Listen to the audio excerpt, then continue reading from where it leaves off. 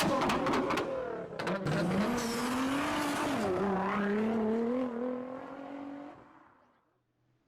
going on, everybody? Welcome back to another episode of Life of a Sim Racer. I'm your host, Brandon, and I have my two co-hosts, Mr. Nick Silver and Mr. Brandon Six, on my side. How you guys doing tonight? Doing good as always. Doing great. All right, so we got something a little special for you guys. This one's going to be a little different. Myself, Mr. Six, and Mr. Silver, we are running in another second league, as I should say, called the Aero Iracing League. They run on Thursday nights, and I guess, we start about 9:30, I guess, give or take, on Eastern Standard Time. And this is me and Six's second race. This is Nick Silver's first race with the league, and we kind of just wanted to run something for fun. RSR is still our number one league that we love and enjoy very much, but we wanted to try to change it up a little bit and run in another league that could produce not only challenges, but it's just different, and we'll get into that a little bit later about how this is different from RSR. So as usual, we're going to get right into it like we normally do. So we're going to start with our highest finisher, which was Mr. Brandon Six, who finished P1 thanks to some cautions at the end. Played strategy right and made it happen. So, Mr. Six, if you go ahead and walk us through your race and how it went. Yeah, obviously it went pretty well. Got the win there, but started off the race with the way this league works. You have stages, just like in a normal NASCAR race. So we have stage 1, stage 2. In our race, we had stage 1 at lap 30 and stage 2 at lap 70. And we also run, in this case for this race, 50% fuel of what we normally run. So we started with 10 gallons, which meant you could barely make it on a 30 lap run, which was our first stage.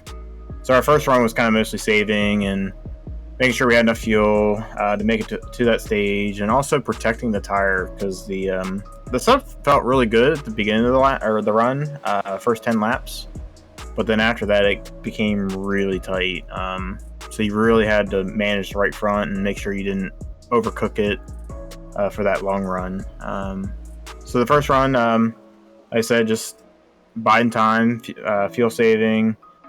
The one guy, I think it was Ryan Libby, basically blew by most of the pack, got out front. Could have swore he was not going to make it, but he ended up making it, and I waited a lap too late to go to try and push him for the stage win. I ended up losing stage 1 by literally a thousandth of a second, so it was probably like six inches if you look at it from a pitcher standpoint. So pretty good finish there.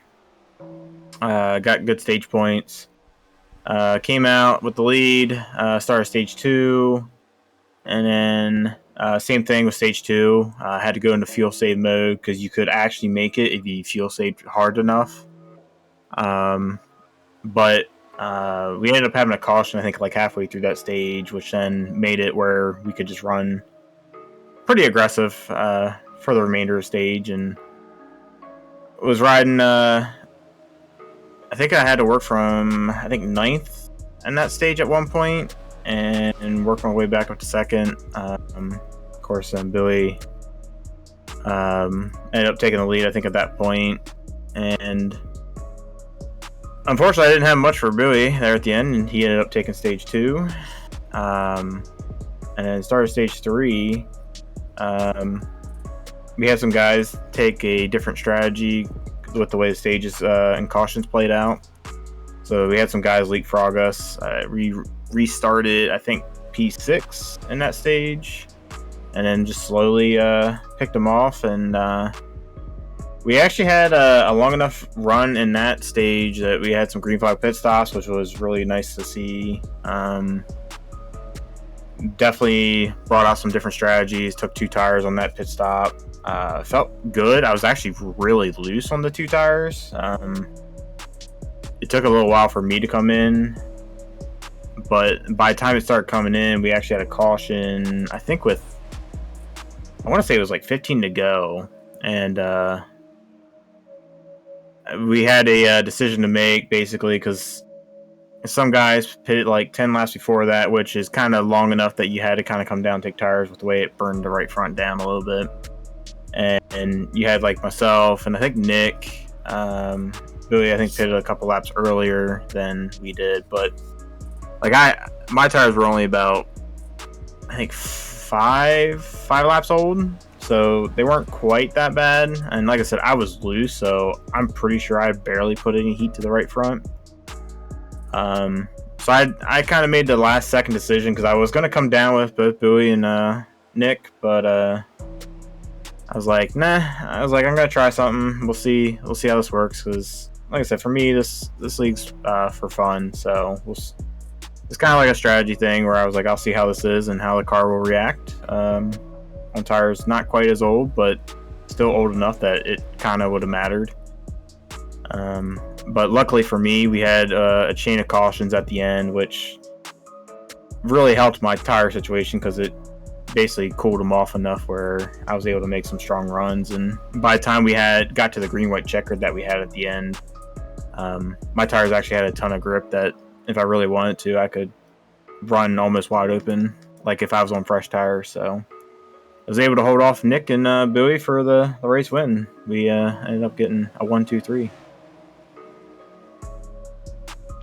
Yeah, that was you're like I said, felt like I should have won that race, but it's fine. It's fine. You know, you made the right call, and you did basically what some of the guys at RSR did. That's how they won. So, I probably should be taking note of that as well for next time. But we have up Mr. Nick Silver, first time in the series, first time doing any stage racing, first time for a lot of things. You came and finished P2. Now, mind you, in RSR early in the season, you did almost win this race. So I kind of, secretly, I kind of knew you were gonna be fast. But yeah, walk us through your P2 night and your experience for your first time running in the Aero Iracing League. Well, first of all, it's definitely a fun league to be a part of. Guys seem like a chill group of guys. Steve seems like a great admin, great league owner. It intrigued me. Mostly the stage racing is what intrigued me to join this league. First of all, that you guys were having fun in your first race, and then, like I said, the stage racing just adds another element that I want to check out. Haven't really ran a league with stage racing before. But yeah, I had a lot of confidence going in, just because you said had a good run at RSR, and not a ton of it transfers over because obviously this race is at night, that race was in the day, different setups as well, different fuel load, and even kind of a different racing car. Since we got the update, the last update on the last build was after that race. But regardless, still the same track, so came in with a lot of confidence. Basically just saved tires that first stage, kind of saved a little bit of fuel just to make sure that I could not only make it to the end of the stage but be able to pit. Maybe saved a little bit too much. I'm not really sure. 6 and the 46 car started racing each other there coming to the stage end, and I gained a bunch on them, and I think I just waited too long to try to make the move to come up on them. But it helped out that they were racing each other as well. But take third place, no problem. And then second stage, saving a lot of fuel as well. trying to make it to the end there, and that was a little more risky than the first stage because we were all on top of each other there, and we had guys that were wanting to go and kept almost getting ran over. Got in the hornet's nest there near the end of it, was able to come out in 4th place. Couldn't quite catch up to you guys in that 3-car pack, but got 4th place in the 2nd stage, which I'll definitely take. And then that last stage, just pretty much shooting for halfway, splitting that run in half, but decided to go a little bit longer and had a good round of pit stops, and then came out, basically was going to be 2nd if everything shuffled out, and you actually got held up, Bowie got held up by a lap car and running with the 88, and I had a huge run. I really thought I was going to get you guys there. I think I could have won that race if it had stayed green, but of course caution comes out right before I get to you, and then from then on it was just caution after caution, and thought I had a run at 6 on that green-white checker. Kind of pushed up in turns 3 and 4, took the white flag. Not really sure if I was going to get him, but was definitely going to give it a shot. But of course, yellow flag comes out, shockingly after a bunch of guys already passed the start-finish line for the white flag, and we end up 2nd. Not really disappointed though. It was a good first showing, I think, and even though I didn't win, it was still redemption for the F-up that I had in RSR there at the end. Yeah, I wouldn't say it was a F-up in RSR. I think... it was an F-up. No, I think... and for the people who don't know, we did a podcast after that race as well, and I'll just reiterate the same thing I said then. It's easier to make a decision when you are in that position a lot. So it's everybody's still kind of getting used to the car. At that point, the only person that was winning like crazy was 6.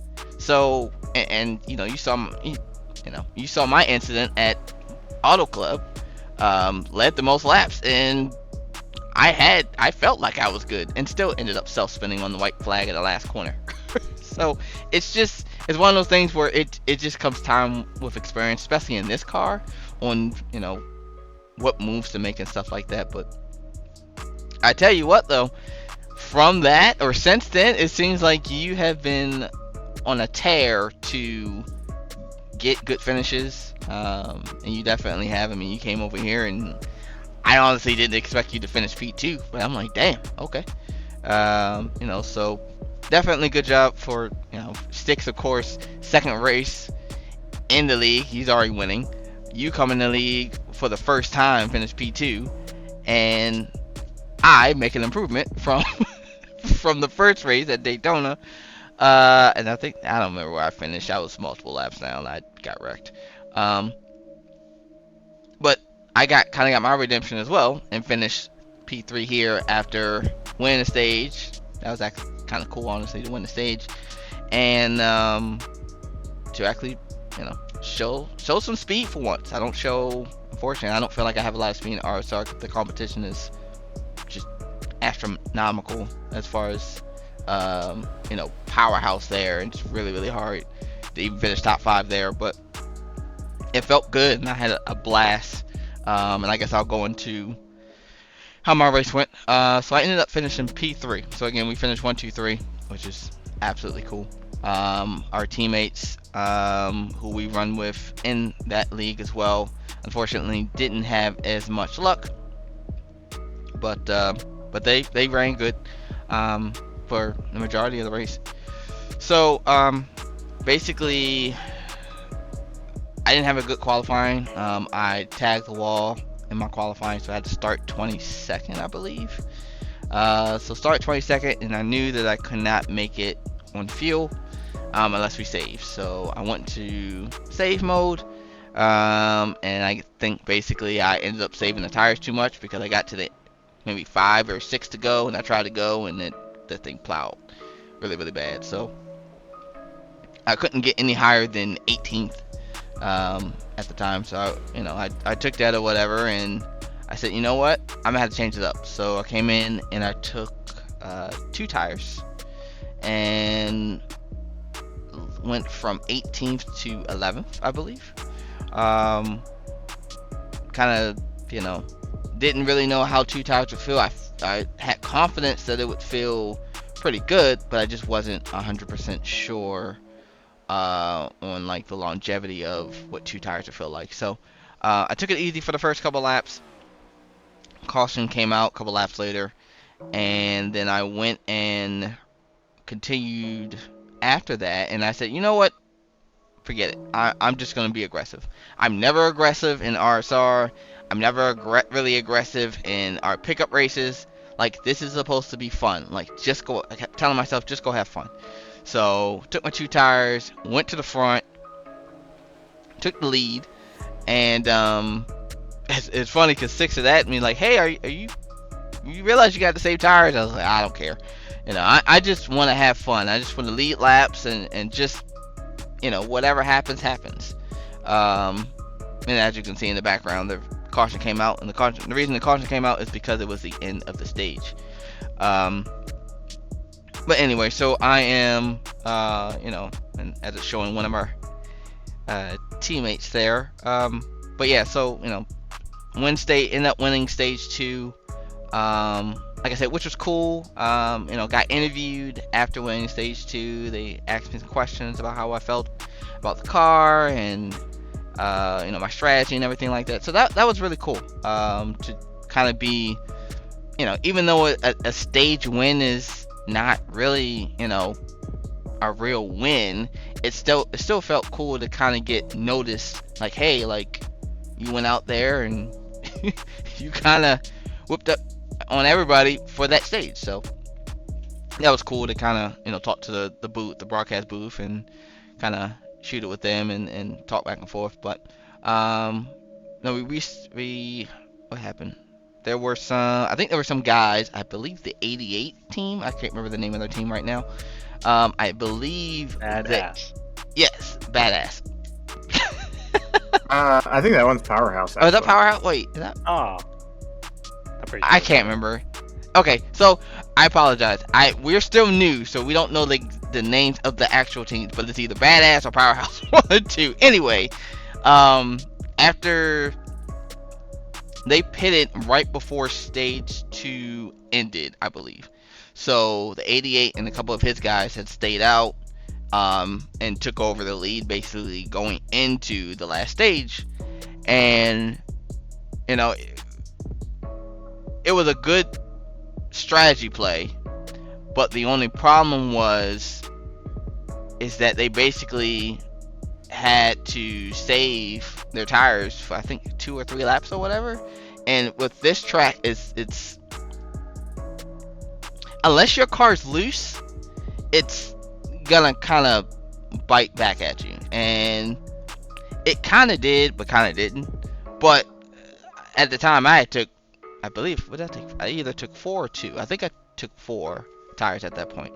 And I literally just, tried to not get into too much stuff. Unfortunately, I kind of made a move on, I can't remember the car number, but I made a move on the bottom, entering 3 and going into 4. He kind of chopped my nose. I had to check up, which Silver was right behind me, and unfortunately our teammate was right behind him. He made an evasive move, and unfortunately he kind of got caught up in some stuff. So that sucks for him, and he got caught up in some other stuff too, so not a good night for him. But after that, I was just like, okay, I'm going to the front. So made my way up to the front. Six had the battle with the leader at the time. I don't remember his name, unfortunately, or the number, but was battling with him. And then I guess because Six had to battle with him so hard, he ended up burning his tires, and I ended up leapfrogging him. So I went back to the lead, led a whole bunch of laps after that, and a couple cautions, still led.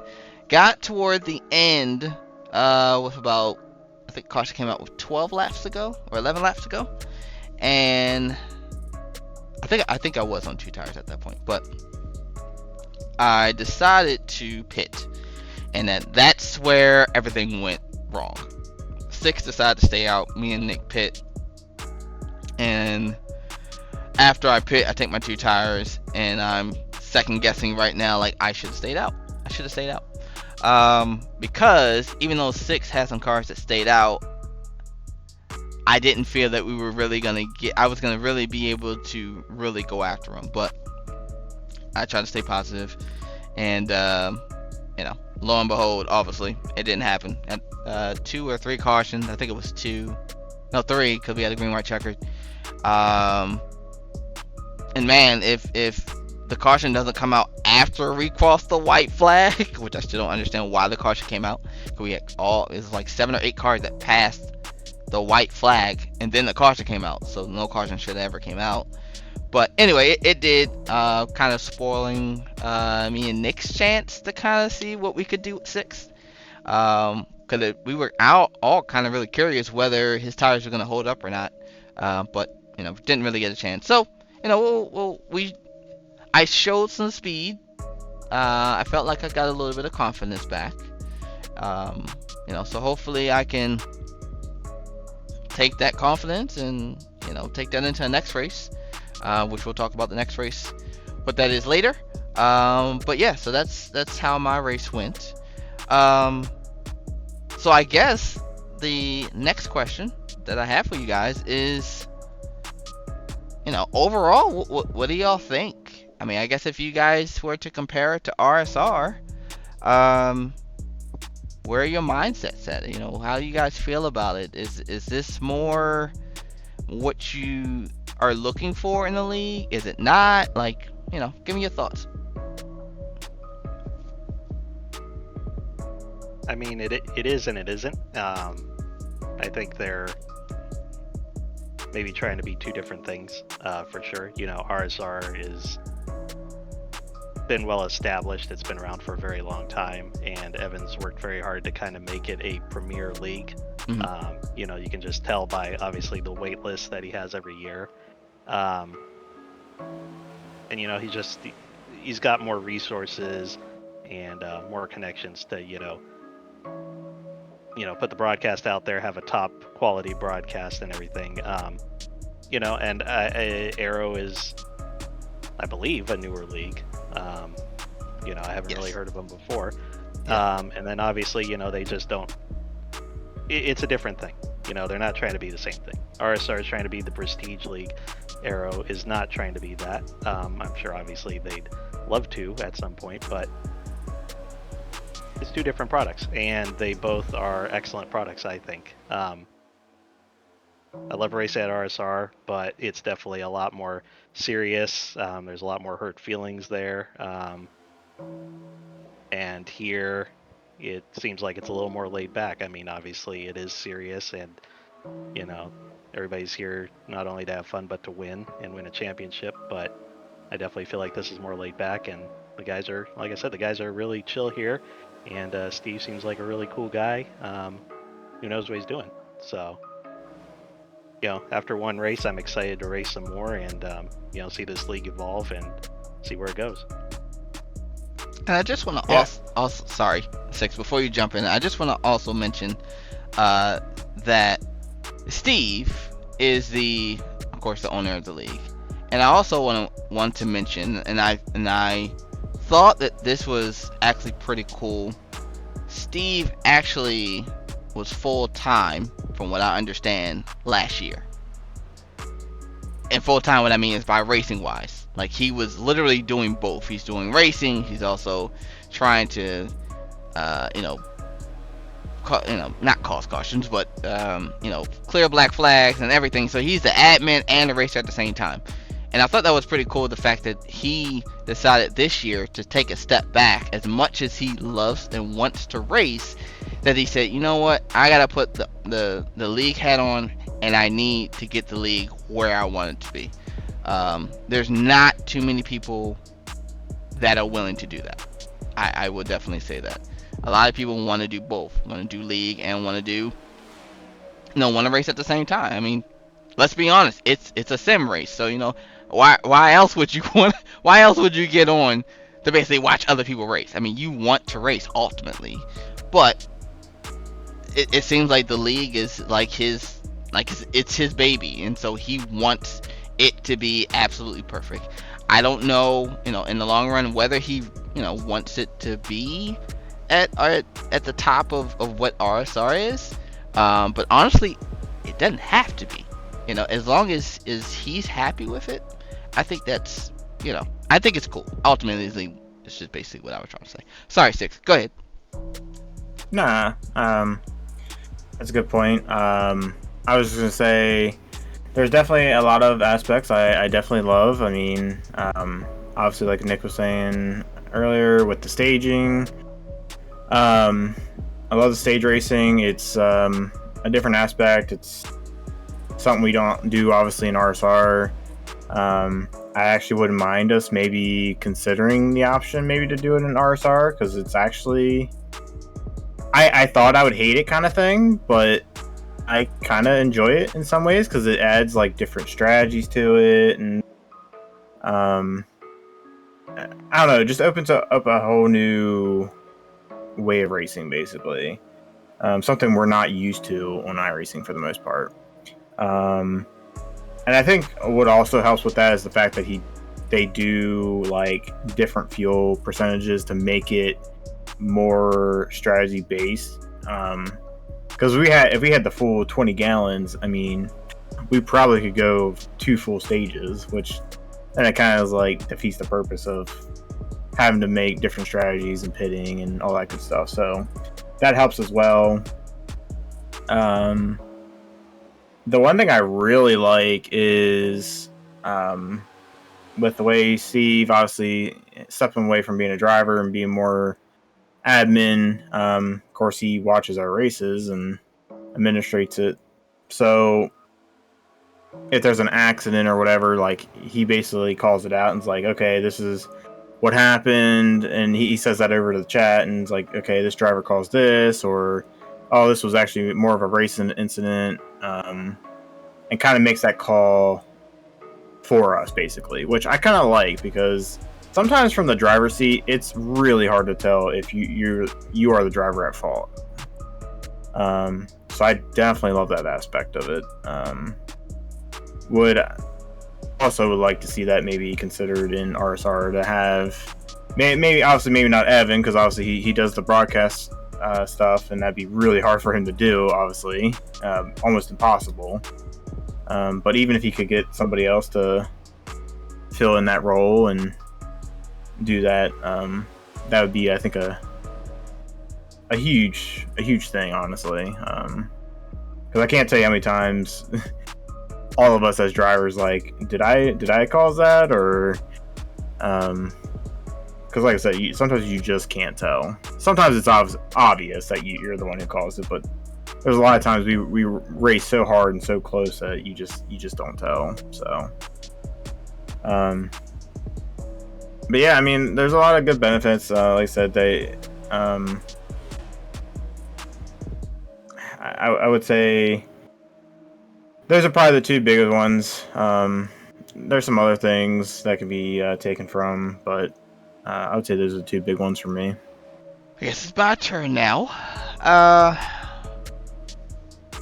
I think I really can't compare RSR to Aero.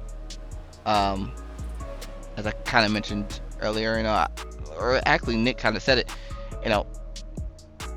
Aero is on the newer side.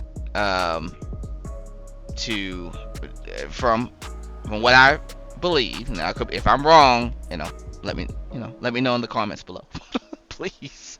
But from what I understand, it's one of the newer leagues that's come about, and RSR has been doing leagues since 2014. So, yeah. So they have quite a bit of more experience in the league racing and that type of stuff.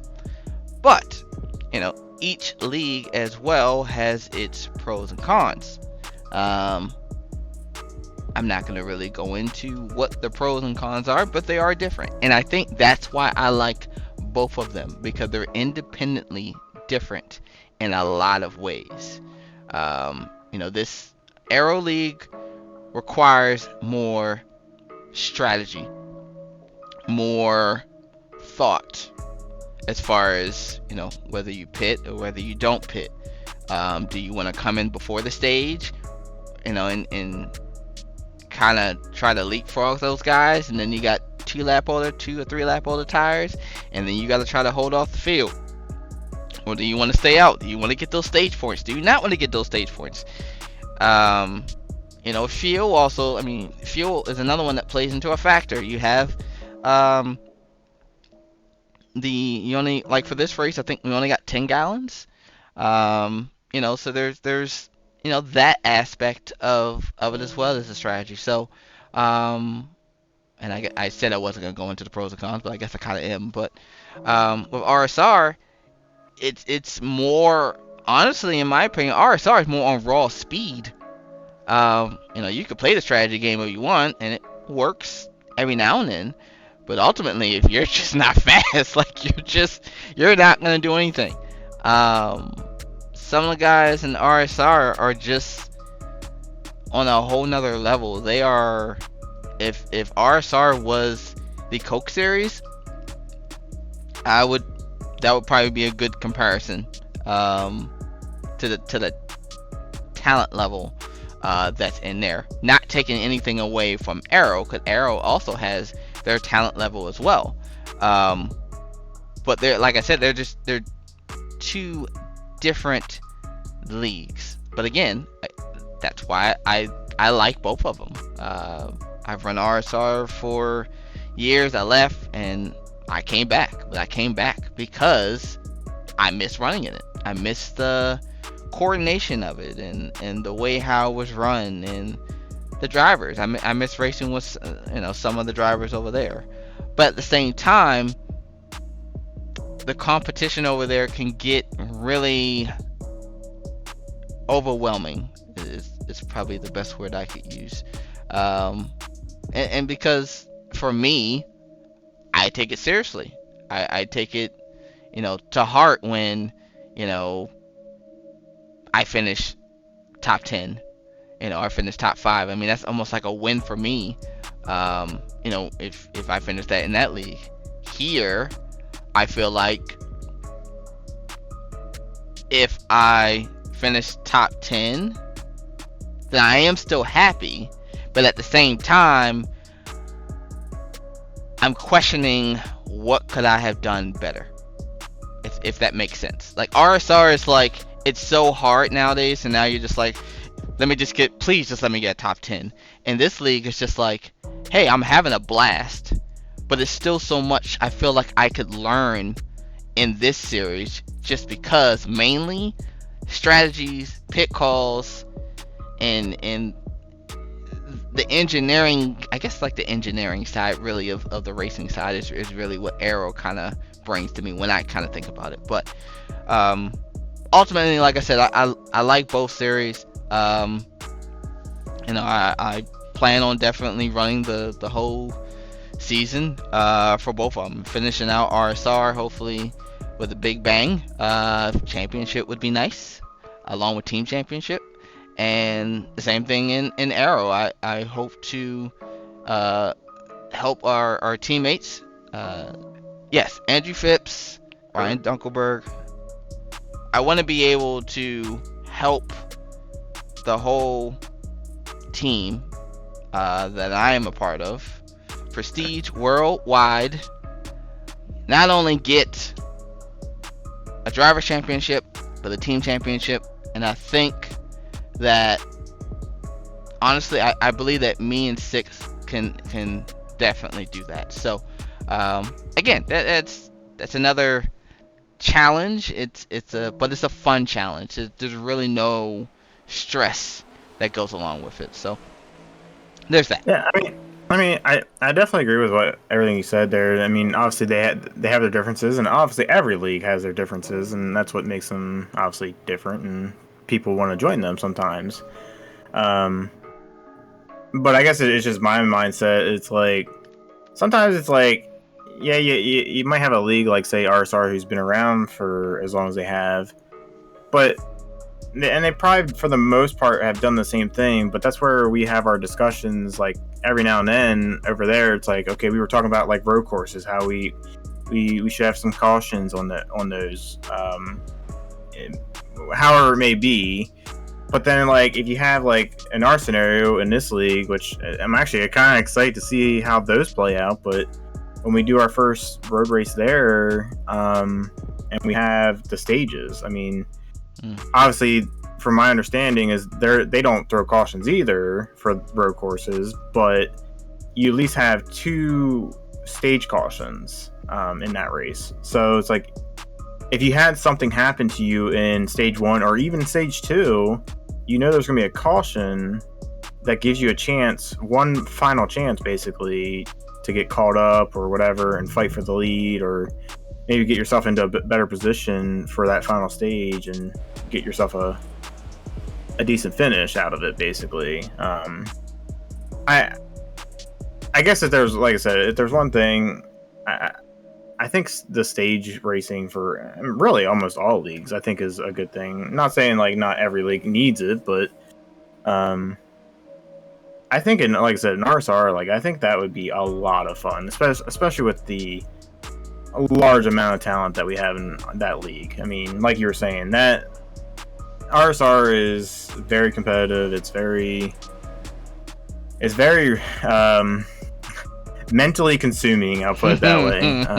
Yeah, definitely. It takes a lot out of you, from a physical standpoint and mentally. Where, like you're saying, like, don't get me wrong, like, this is what we raced here on Thursday is definitely still tough in its different ways, but it's a little more relaxing, and like we were saying, it's more for us to have fun, and kind of relax, but still learn things about this car and the different tracks that we're going to run on. So it's just, like I said, it's a lot of positives no matter what. Oh yeah, definitely. I mean, I can't say, look, going into Daytona, I'm being completely honest, going into Daytona, I was a little on the little worried side, 'cause I was like, okay, Daytona, all right, I mean, we'll see how it is. If anybody knows, Daytona is not my strong suit races. Super speedways is not my thing. Even though I might be decently fast, I still can't stand them. But you know, yes, there were cautions. But honestly, I mean, it's any league. I think RSR had a boatload of cautions at a super speedway one race. So I can't really, so when I really sat back and thought about it, I was like, well, I can't really harp on them for, having a rash cautions. That's just part of it. Shoot, I still remember the Martinsville race at RSR last year. That was filled with cautions. But when you really think about it, this, even though it's new for us, as there are freaking 3 wides, 3 and 4 there. I mean, just looking at this is like, hey, that's fun. 3 wide, 4 wide, going door to door, and the thing, well, not this part right here. No, that part was pretty bad. And we'll, this is one of the wrecks that we'll break down. Anyway, I just want to say, kudos to, this being a league, and, from what I understand, there's a lot of new guys this year, and that means that there's going to be a lot of new guys that are trying to learn people's driving habits and driving styles. So, and that's another challenge for us as well. We don't really know anybody in this league. This league is actually perfect because nobody knows us and we don't know them. So it's almost a clean slate, and there's no judgment or anything like that. And I'm not saying that RSR does that, but because RSR is such a premier league, when you have some of the top guys coming in there, you're kind of like, okay. So you tend to know most people who are in RSR, Yep. even outside of the league, because you'll run into them in like an AA fix or an NIS race, and it's like, okay. Exactly. So this it's almost a breath of fresh air to come in a league where nobody really knows you, and you can just have fun. And that's basically what we did. And I think even in the interview at the end of the race, they had asked me a question. I think I was just like, I just have fun. Like, I usually am on the cautious side and thinking like, okay, I gotta, make sure I save my tires. I gotta make sure I got enough fuel. I gotta make sure this. Gotta make sure that. So you got so much stuff going on in your head that you're just like, it wants you kind of want to explode, or you kind of feel like, hey, I need somebody to take all these other responsibilities and let me just race. Where here, I was just like, threw caution to the wind. Like, I don't care. I didn't care about tires. I didn't care about fuel. I just went out there and had fun. And honestly, that's what it's about.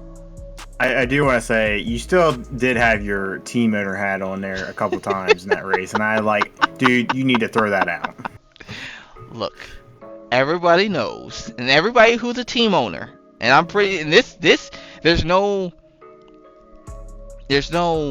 team or no league that doesn't have this issue. If you're a team owner, you're always gonna think or always be worried about, hey, how much damage does he have? Are you good? Can you make it the rest of the way?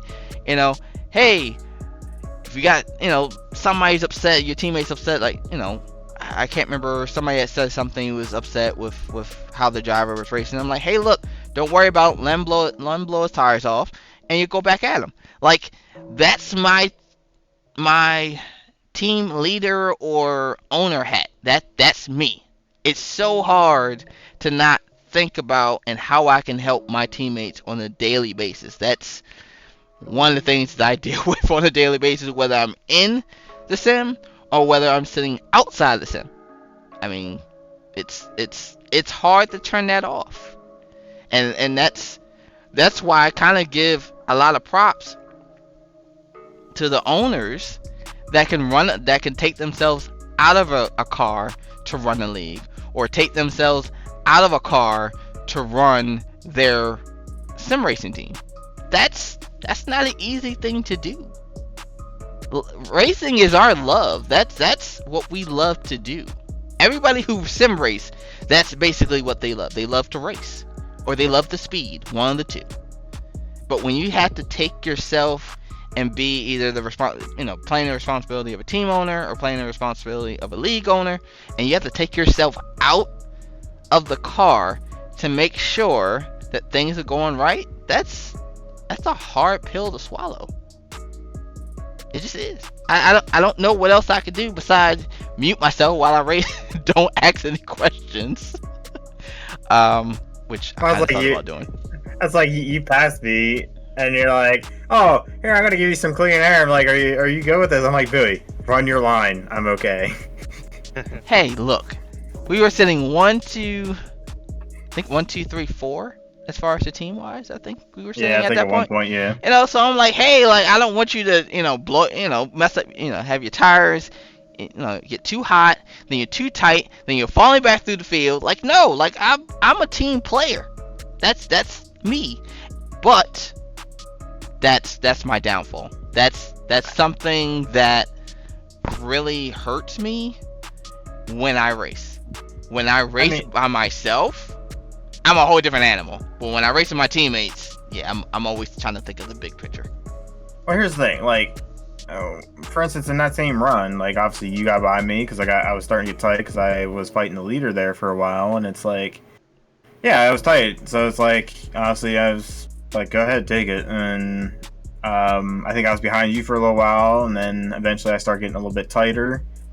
And then Nick had a run on me, and I was like, all right, yeah, just take it. I'm not even going to try and fight this. Like, there comes times where it's like, yeah, I'm going to fight my teammate a little bit, because it's like, I feel like I either have the speed or whatever. But if I'm just holding up the team, it's like, okay, just go ahead. It's like, I'm not used to the non-selfish people.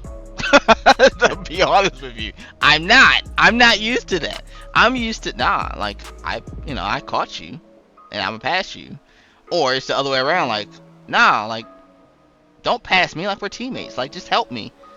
I can't help you. You know, in hindsight, usually I can't help you. If I caught you from that far back, I can't help you. Like, you're just slow. Yeah, I say there's a lot of times it's like you got to realize as a driver from a team aspect, it's like, either you get the raw speed and you gotta take what you take and you just race everyone as normal. I guess my mindset is as teammates, you just race each other a little bit cleaner. I don't expect my teammate, like if I catch my teammate, I don't fully expect him to give up the spot. But honestly, it's situational. So Yeah. if I feel like they're clearly faster than me and I'm just gonna hold them up, then it's like, yeah, I'm just gonna give up the spot and like try and minimize the damage basically on my part. So, Gotcha. I guess that's just my mindset, but everyone else is different. Yeah. No, I understand. I respect it. You know, it's a lot of people don't have that mindset though. I can tell you that with 100% confidence. There's a lot of selfish people out here who don't look at things like that. But you know, the people who do, in my opinion, are the ones who are successful in everything they do because they can see the bigger picture. But again, there are some people who are really selfish and are successful as well. But there aren't that many that are like that. I will say that. All right, so it is time for us to move on to our caution breakdowns, or our wreck breakdown, I should say, because this is a little bit different because we had stages, so the stations do cause caution. So I don't know exactly what we're gonna name this. We probably need to find a new name for our segment where we talk about wrecks. Maybe Wreckfest. That's what we'll call them. So all right, so we are going to move over to our next segment of Wreckfest. I think that's 6. So let's get into it. All right, we are back to our Wreckfest segment. I'm still trying to see if that really fits in. Maybe it doesn't. Maybe we need to find another name for it. Anyway, so this was a wreck that happened on lap 63. Now again, I'm horrible with the name, so I apologize. So we are gonna ride. I'm gonna do my best to try and say all you guys' names properly. If not, comment in the comments and tell me that I said it wrong, and I'll definitely work on saying it right for the next video. But for this one, it's actually a pretty big wreck. So we're gonna ride along with the number 04 of Mr. Wright, and it's actually just gonna look at it from the rear view. As you can see, he kind of comes down on the 1 there, and the 13 behind him checks up, gets ran into from the back, and then they kind of just piled in from there. I'm not really sure what was going on with some of the hits. I mean, some of the hits look just really bad. But we'll go ahead and start with 6. Tell me what you see, man. What are you thinking? Yeah, kind of what you were explaining there. Basically, the 04 kind of like drifted up a little bit, like he was going to run the 3rd lane, and I guess decided to kind of come back down. And I think it was the 1 car, I believe, got a run on there, and he was going to stick it 3 wide, but 04 had other plans. And then, unfortunately, that kind of stacked up behind him because they were expecting it to be more of an actual wreck. But he saved it, and that unfortunately just piled everybody up there and caused a giant wreck. Had some guys that I feel like could have saved themselves there from not getting damaged, like this guy. Like, you see the wreck, and I feel like he could have got at least slowed down enough that maybe he could have avoided it and prevented himself from getting some damage, but what do I know? Yeah, Nick? definitely. There was definitely some marker breaks in that one. Looked like this the car we're on board or looking at right now, kind of checked up for what was going on ahead of him, and I think it was the little post-race debriefing that everybody had going on in the Discord. But he was saying the car that ran into this one was saying he's on triple monitors and was looking out the left side. And when he looked back to the center, this car was checking up for what was going on and he couldn't avoid him. But other than that, like I said, just a lot of ARCA brakes. It didn't need to be as big as it was. Yeah, I would agree with both of you guys' assessments. Yeah, like this guy's way back here, like, and it's like he's still in the throttle, like he's expecting to drive through it. It's like you definitely get slowed up enough. At least you may still get some damage, maybe from trying to slow up from it, but your damage is going to be a lot more minimal. Yeah, I think one of the things that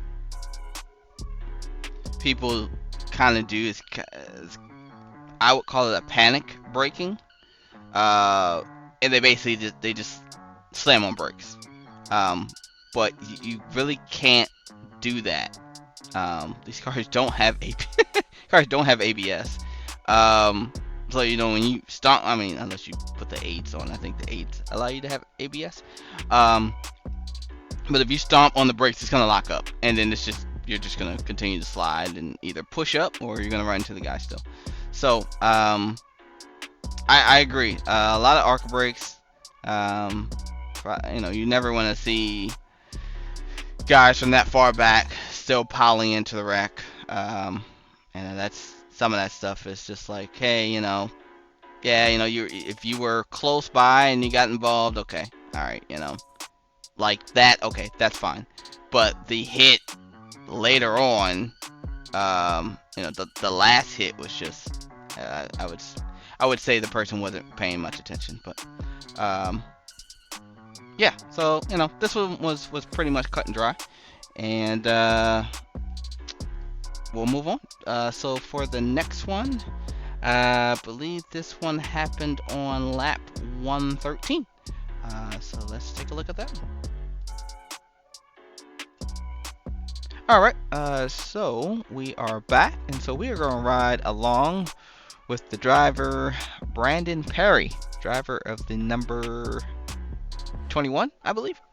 So we're going to ride along with him, and he's on the bottom. He's actually making a pass on the 32. 32 is a little slow. You got our teammate on the 26, and he's on the high side, and unfortunately, Mr. Perry moved up, and I still don't know who is the pink car because he went flying through there. But yeah, so he as you can see here, he never really gets to the bottom, but he did move up, and there was a little bit of netcode, but I still think that there still would have been contact, even if there was not any netcode. So kind of sucks, but I've seen this happen thousands and thousands of times. But what are your guys' thoughts on it? Yeah, I mean, it's pretty cut and dry, I think, for the most part. Yeah, it's 21 starts to come up, and I don't know if he just didn't realize they were 3 wide or what, but obviously, yeah, there was definitely some netcode there, but I think they still probably make contact there and probably still have an incident without the netcode, just because of the way 21 came up there. I mean, if 21 holds it down a little bit more, I mean, there was definitely plenty of room to the outside for sure, so definitely a lot of room there for 3 wide racing. So yeah, I mean, not a whole lot to really say. I mean, just like I said, pretty cut and dry. Yeah, I don't know if he got the 3 wide call from the spotter. He might have thought, as they were going into turn 4, that the 26 just was staying behind, I think, the 32 car there. And then he came up, assuming the 32 was going to be as high as he was the last time he saw him out the right side. So, just I think the 21 didn't think they were 3 wide and came up and collected our poor teammate, Mr. Ryan. Yeah, it's just one of those things. Like I said, I've seen this wreck multiple times. Actually, I just did a pickup race the other night, and basically the same thing happened, except for it was 2 wide, and the guy wasn't all the way toward the wall.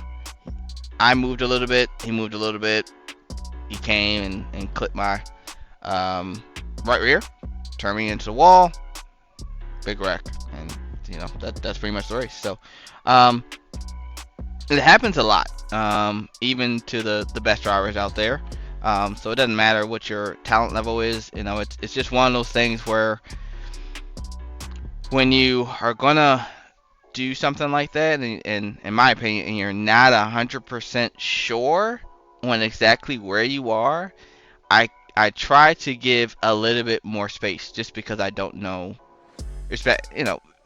Depending on what you have. If you have triples, then you should be able to see that car beside you. If you don't, if you're on the ultra wide, or if you're on just a single monitor, it's difficult. So the other things you have to look at is your relative, your mirror. Sometimes your rear view mirror should be able to give you something or some type of idea where that car is. Sometimes you can tell by that.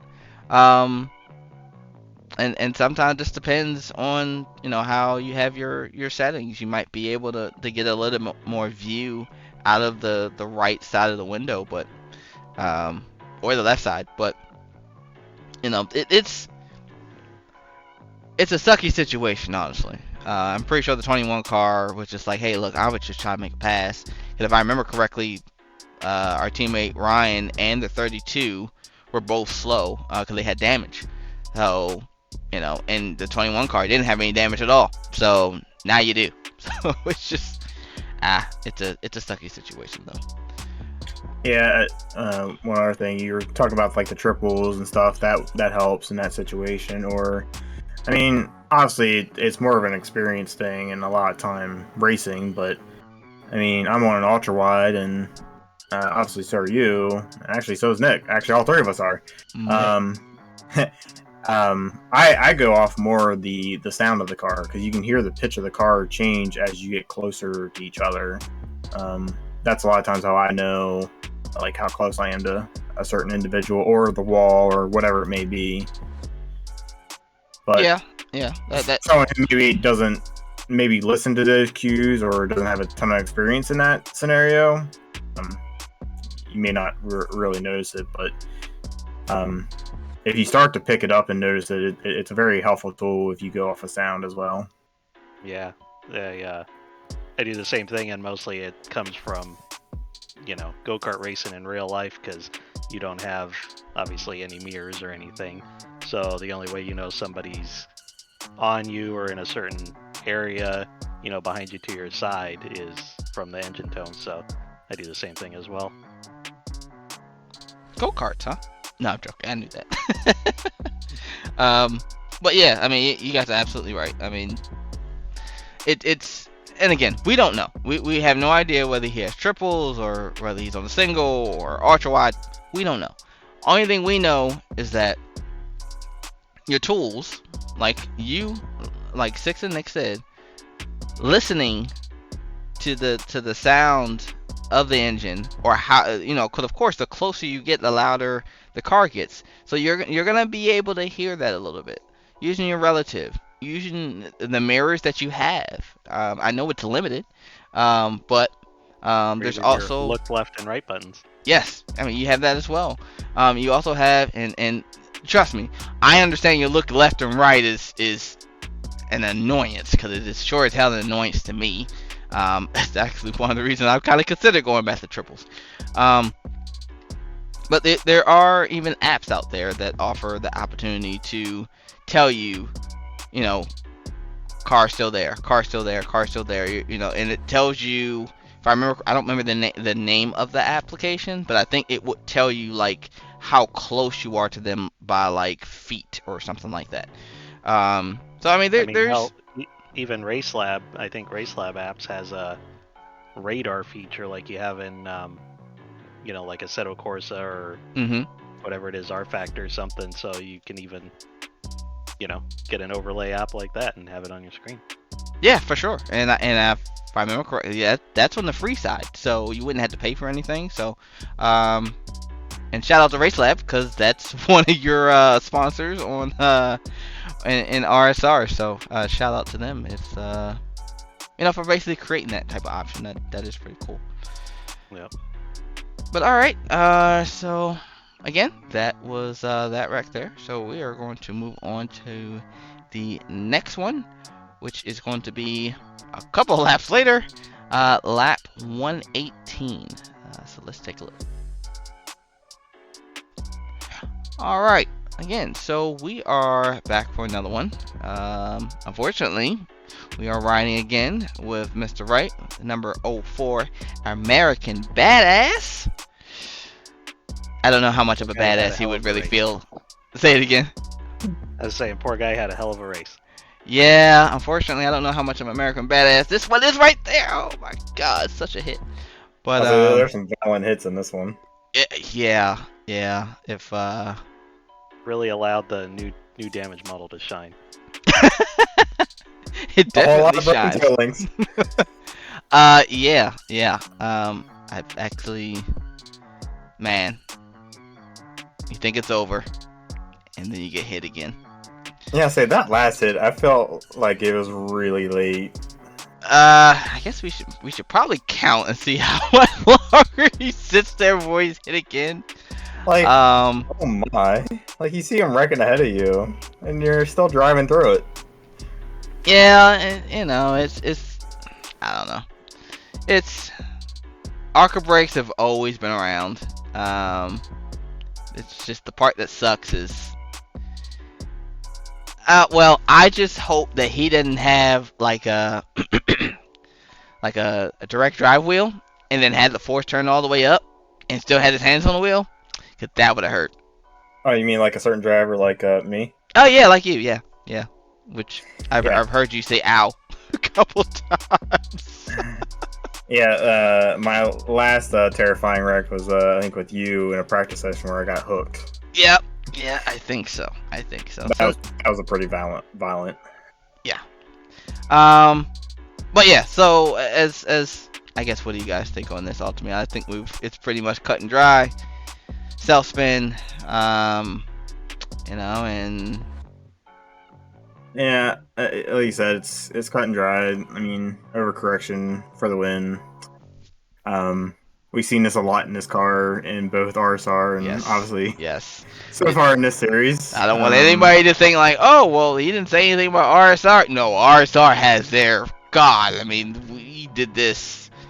Yeah, it was like every week we were like multiple overcorrects. Yes, I think it's finally we're in week. What week are we in? What are we? Week 14? 14. Yeah, we're going into 14. 14, and we now I would probably say the last couple of races we really haven't seen that too much. No, but it still happens. It's gotten a lot better, but yeah, it can still happen for sure. Yeah. I mean, and in his defense too, I mean, the set sometimes did take off a little free, so it's just you also gotta be mindful too. Like, there's sometimes you can save this car, and then sometimes you can't, and like that was just one of those moments. He just needed to honestly hook it left and lock it down. Yeah. Yeah. Sad thing is, I mean, you can see barely gave it a little bit to the right, so I think it was a classic case of this car reacting poorly and overcorrecting. But like Six said, I don't know how soon after the restart this was, but I know on the restart after after the stage 1 break, it felt like a whole different car to me. I thought I was going to spin out, at least multiple times for the first couple laps. So I think that's just what happened here. Yeah, I mean, the great thing, there's a couple of great things, and last week I had complained about how the tire worked on the road course, and it was unacceptable in my opinion. I guess uh, I was told from a friend of mine that I should probably go look on the forums because there's a great explanation of why the tire is like this. So, I will now say that I like the tire on the oval side still than the road side, but I will say I like the fact that it is a little difficult to kind of get going. I kind of like that. I think it provides more of a challenge, and it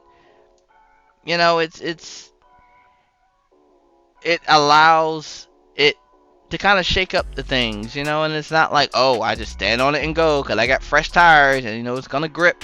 No, not necessarily. That you can warm up your tires and you can do certain things to kind of help it, but you're never gonna get that full grip feel until maybe 3, 4, 5 laps on it. So, I mean, yeah, tires don't really build any grip until you start putting some heat into it. It's kind of like, you look at Formula One, for instance. That's why they have tire warmers on the freaking things to have heat put in them before they go out on the track. Otherwise, on cold tires, it's just like it's brutal. Yeah, it's hard to hang on to them. So I think Lewis Hamilton has shown how hard it is to race on hard tires that are cold. Yeah, for sure. But yeah, so sucks for the 04. He's been caught up. He was caught up in a couple wrecks. But the great thing is that there's a race next week. Shake it off and try to pick up the pieces and try to have a better race. That's all you can really do. So, all right. So we're going to move into the last one, which is going to be lap 128. Let's check it out. All right. We are back with the last wreck. I still don't know what I want to call this segment, but again, this is it's going to be on lap 128. We are riding along with the number 1 car. Unfortunately, I don't remember his name right now on top of my head, but he got loose on the bottom, and I think he stayed in it, is from what it looked like. And as you can see, it just it caused some huge hits. And hope that everybody's okay, because a lot of that stuff looked like it hurt. Yeah, this one's pretty brutal. But same thing. Kind of similar to the last wreck, honestly. Looks like got loose, clipped the apron. Luckily, he got it more straightened out, but then it ended up hooking left on him and somebody. And obviously, this was during a green-white checkered, so in this one, I give a little bit more defense to people just flying through this wreck, because it's like we technically took the white flag, but iRacing had other ideas for finishing this race, but that's a whole different topic. Yeah, yes they did. But hey, it's alright. It's alright. But yeah, Nick, what do you think about this one? Yeah, it just looked like he was chasing it all the way from like turn 3. Trying to save it, bounced off the apron, and then probably hooked it back left to keep it out of the guy above him, and that just, everything's overheated by that point, all the tires and everything, so he just starts sliding back down to the left and hooks the 3 car. And then, like you said, everybody's just, pretending they're in Days of Thunder, flying through this, because the lead 6 had already passed the line, pretty much like half the damn field had already passed the line, but apparently Aero hired the race control people, or no, I'm sorry, iRacing hired the race control people from the All-Star race this year, and they decided to throw the yellow anyway. Yeah. But everybody assumed it was going to stay green, so that's why they were hauling ass through that mess and had a couple of brutal hits. Yeah. Understatement, brutal hits. Yeah, I don't know what else to say about this one. This one is it was definitely in the big one. And I'm pretty sure some people are gonna probably might rethink whether they should be driving through a wreck like that, because it looked like there were some people who, and that two car is so damn lucky. If the one car moves up just a little bit more, he takes him out too. But yeah, it's. I mean, look at that. I mean, left Some side people, is just completely broke. I mean, it's just. I mean, honestly, you know what? I changed what I was gonna say because I really don't know what to say because these hits are just brutal. Thank you, iRacing, for bringing the new damage model because these they're breathtaking, just breathtaking. Even if you watch yeah. about 6,000 times, it's still breathtaking every time. Every time. Got a lot of people mowing the front lawn there on the track. Hey, I would've well, gone. you gotta take evasive action. I don't blame them for full throttling through it. I would have done the same, but I would have hit the grass. Yeah, I agree. I definitely would have went through the grass and stayed as close as I could to the pit lane and then grass. Stay far away from the carnage, but I got my foot in it. I'm staying in it. I don't know. That probably the black flag too. So now I think about it. Now that I said it out loud, I don't know. But but yeah. So this was like I said, was the last clip. You know, of our new league that we've joined for Aero. So we are going to see if we can get the results pulled up, and we will take a look at that. All right. So we got the results pulled up from the Las Vegas. I don't even know if I even said that at the beginning that we were at Vegas. I probably didn't. My apologies. If I didn't. You could tell. Huh? You could tell. Oh yeah. I mean, most people can tell. Anyway, so yeah, we ran Las Vegas. So it's Brandon 6. I don't know how much I want to break this down, but basically, you know, 6 wins the race. And then Nick Silver, of course, finishes P2, and myself finished P3. Then you got Joshua Larson, P4, Mitch Diamond, P5, Matthew Fleming, P6, Frankie Barrasso, sorry if I butchered that, P7, Josh King, P8, Brandon Shelton, P9, Robert Hassong, P10, Brandon Perry, P11, Andrew Phipps, our teammate, P12, Mike C. We're just going to go with Mike C. P13, Ronnie Outlaw, P14, Jeff Tetra, P15, and rounded up the top 16, Jesse Erdman. Now, which is also interesting, as we talked about before, the difference between the Aero Iracing League and the RSR League is the stages. And as you can see here, 6 finishes in stage 2, second in both of them. And then with him leading a lap, I led the most laps, so he didn't get that. So I'll take my kudos for that one. He also got an extra point for having one of the cleanest cars with no incidents. They got 6 playoff points. Goes to him. Nick finished P3 in stage 1, P4 in stage 2. Ends up finishing still P2, which is still, like I said, has to be the highlight of the night. Not taking anything away from 6, but the fact that Nick came in here with no previous experience with this league or any of the drivers and still came out and finished P2. Hell of a day for you, sir. And then myself, which again I said earlier, I started 22nd, led the most laps, had speed, won a stage, and finished P3. I'll take it. So for us, it was a pretty damn good night. There were some other drivers who led some laps. Matthew Fleming led 3 and Frankie Barroso led 13. And I don't think anybody else led any laps. Ryan Libby, I believe. Oh, yes, Ryan Libby. I led 2. Oh, yeah, I'm sorry. Yes, you led 2. Ryan Libby led 29. Michael Sorry, I'm not gonna try.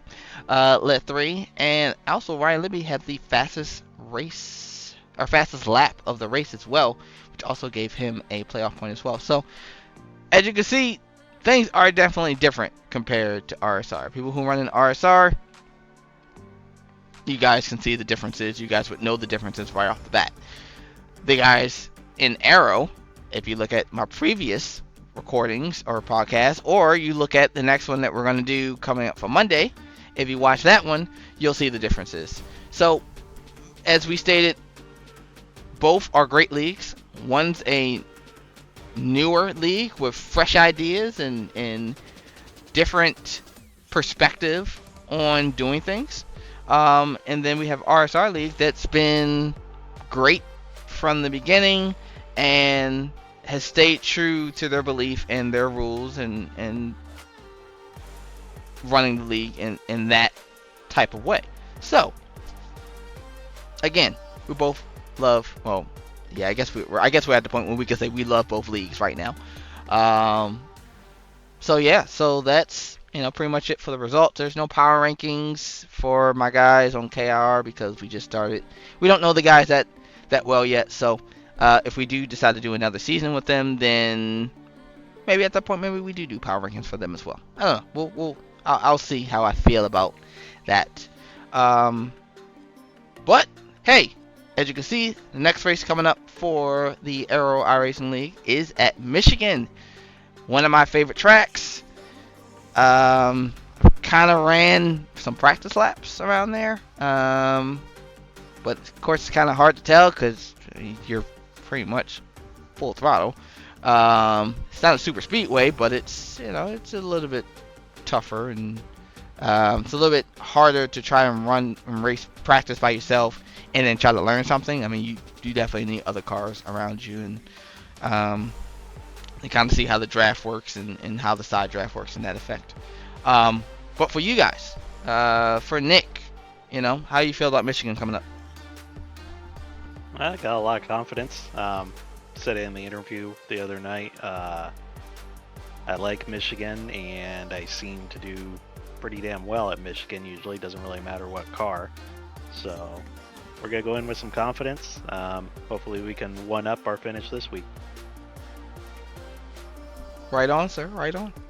6. I used to like Michigan.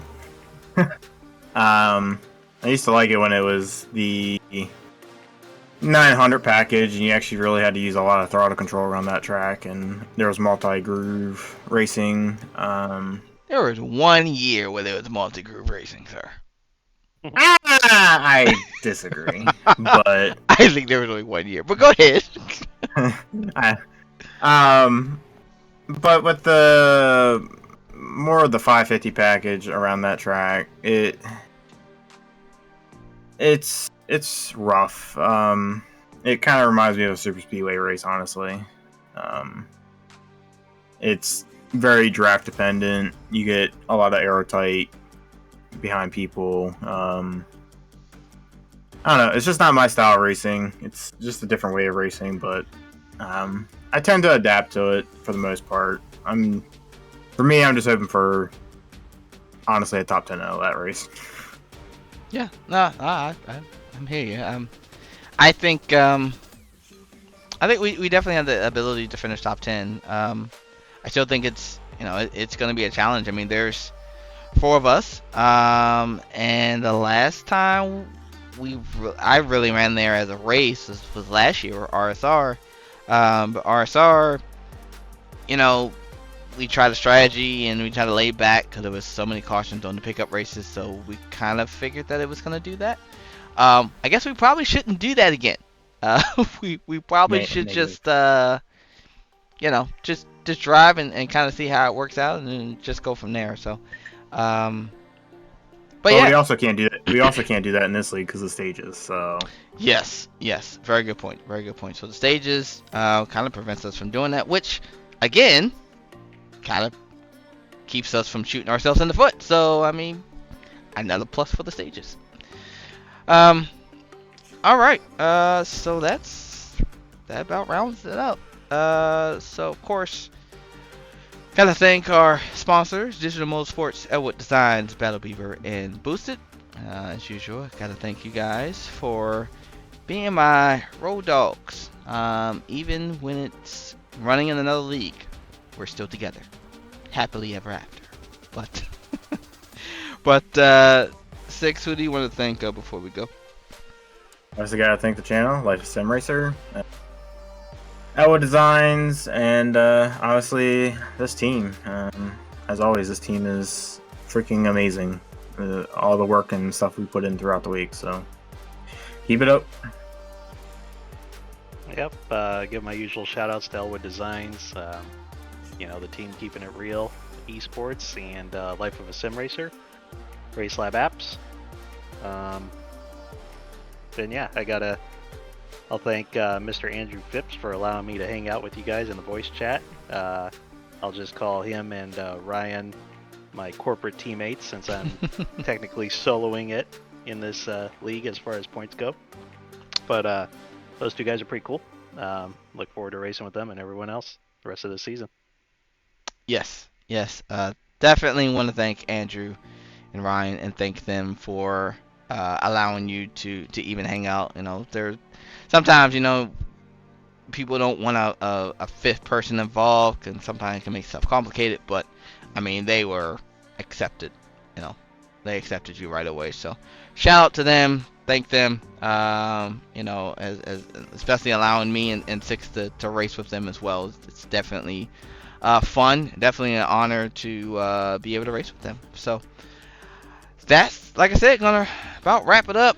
As usual, our next race is the RSR race.